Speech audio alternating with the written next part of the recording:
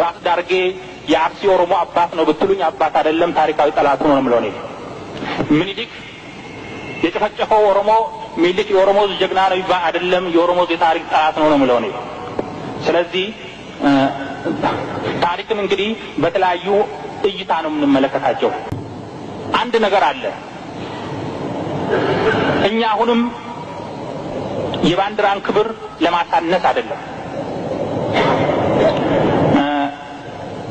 መገለጽ ያለበት በዚህ ባንዲራ ስም ግን በኢትዮጵያ ሕዝብ ላይ የተሰራው ግፍና በደል